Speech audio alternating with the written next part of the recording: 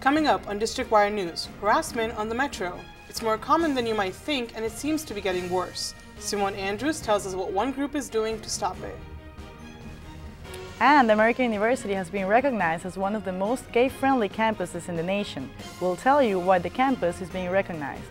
District Wire News starts right now.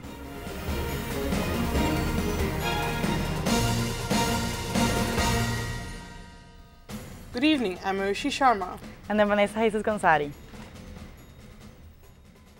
Sexual harassment issues on the Metro are becoming an increasing concern in Washington.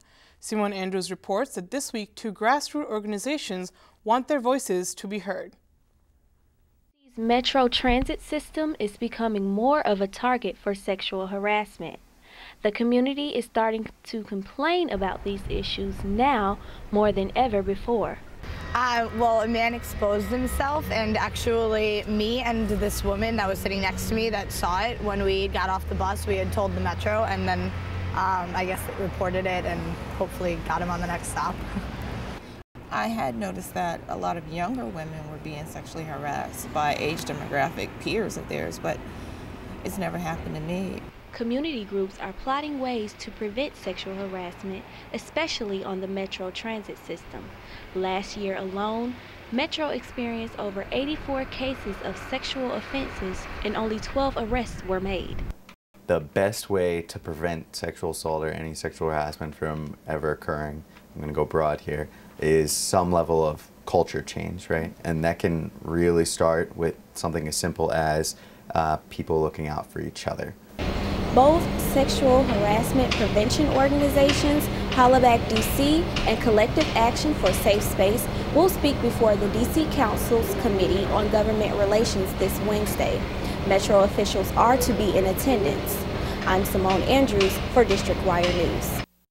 Republican presidential candidate Rick Santorum says President Barack Obama's healthcare law should not require companies to cover certain prenatal tests. He says some procedures are used to identify abnormalities and they encourage abortions. Prenatal testing, amniocentesis, does in fact result more often than not in this country in abortion. That is a fact. Santorum says the law intends to increase abortions and reduce overall health care costs. He says people have the right to prenatal testing, but that the government should not force people to provide it for free. It's not cheap to raise a child in today's economy. According to new statistics by the Department of Agriculture, it costs $14,000 a year to raise a child. With the price of raising children on the rise, it is not surprising that women are opting to have fewer children.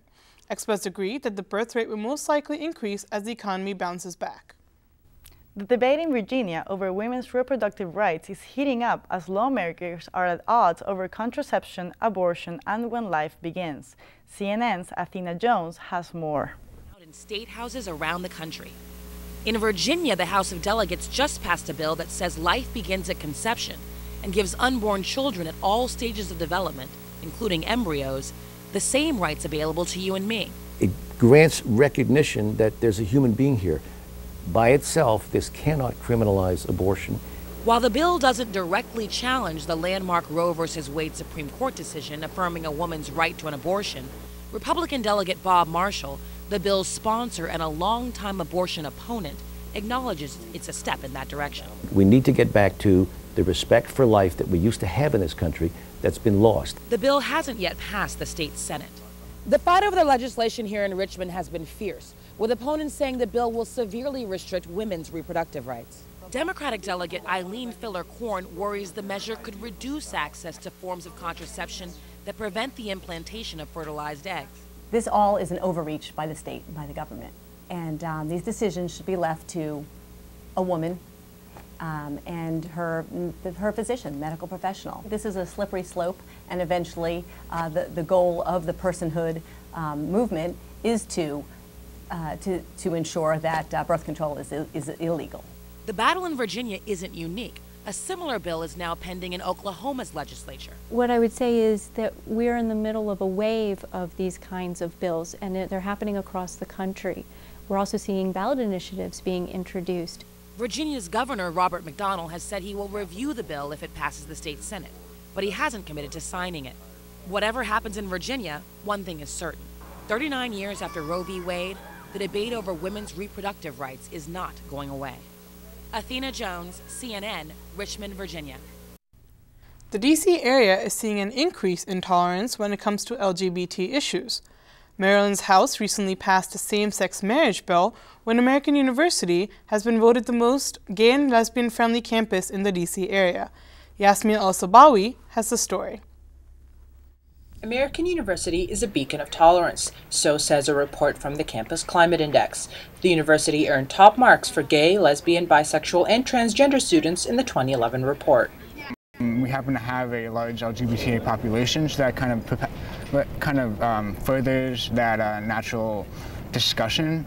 Usually the students that are attracted by AU are open-minded, and I think because of that we tend to be more progressive. That we try to approach issues from, an area of empathy and understanding. The LGBTA Resource Center on campus is proud of the rating, but they say it hasn't been easy.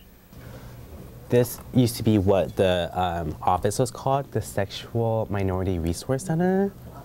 And it was a closet space, basically, and it was extremely small. There was no library, there's no resources, there's barely work-study students. So I think if you just take a look around the office, it's gotten pretty far. This is what a safe space sticker looks like here at AU. If you see it on anybody's person or outside their office, it means they've gone through specific training to make this a more inclusive campus. The Resource Center is holding safe sticker training this Tuesday in the Mayor Greedon Center, and those who are interested can sign up at the office. For District Wire News, I'm Yasmin Al-Sabawi. Today, American University welcomes its prospective students with their families with Preview Day. AU students and faculty will guide campus tours, talk about academic programs and campus life. The information sessions that started at 9 in the morning will run until 5 in the evening. Prospective students can register for this event online, over the phone, or in person. Another preview day for freshmen is scheduled for the 3rd of August. American University is also hosting a week of events to prevent eating disorders. Brittany Hood reports how the Campus Wellness Center is providing resources for students and staff.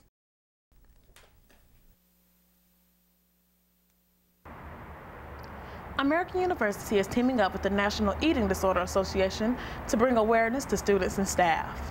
Today, the association and Wellness Center are passing out information on the effects of eating disorders. The kickoff began with the annual Needle Walk yesterday, which raised over $32,000. Health educator Alan Duffy has been in charge of the Body Image Awareness Week for 4 years. Things that I do here in the Wellness Center is help to work with students to find appropriate treatment resources.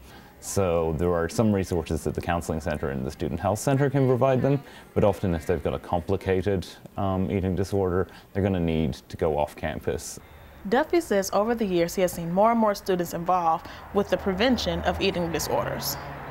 Duffy also says there are more people coming out to tabling events to get information for not only themselves, but for friends and family as well. A candlelit visual will be held on Thursday in honor of those who lost their battle to an eating disorder. I am Brittany Hood, District Wire News. A chapter of the Sons of the American Revolution in North Carolina is inducting its first black member. Chas Moore is a firefighter who recently learned his ancestor was freed from slavery after fighting for American independence. The ceremony will take place on Saturday at the State Museum of History. Warm winter is predicted to continue through March, but people with allergies might be in trouble. Here's Paul Chambers with today's Health Minute. They have been kind in many places this year, dumping little snow and not exposing us to many frigid days. But allergists say a mild winter can mean an early allergy season. Doctors are noting that those who suffer from tree pollen are already reporting symptoms. Most spring allergies don't usually start until late March when the trees begin to bloom. Recent studies have also shown that warmer temperatures could prolong ragweed season, one of the most common forms of spring allergies, by 15 days to a month. That's because certain plants and molds are in full force on warm days. Usual symptoms include sneezing, nasal congestion, and mild coughing. Although allergies aren't deadly, they can lead to more serious problems such as sinus infections, known as sinusitis, and people with asthma can suffer more complications from allergies. Experts say if you're being treated by an allergist, now may be a good time to make an appointment to talk over a medication plan. Mild sufferers may find over-the-counter drugs can work. Also, take steps to prevent allergies, like keeping the windows closed when pollen counts are high. For today's Health Minute, I'm Paul Chambers. Coming up, we've got the latest on the trial of the University of Virginia lacrosse player charged with murdering his ex-girlfriend. We'll tell you where things stand in just a moment. And there's talk that the Redskins might be coming back to D.C., at least in some way. Maria Hallis has all the details after the break.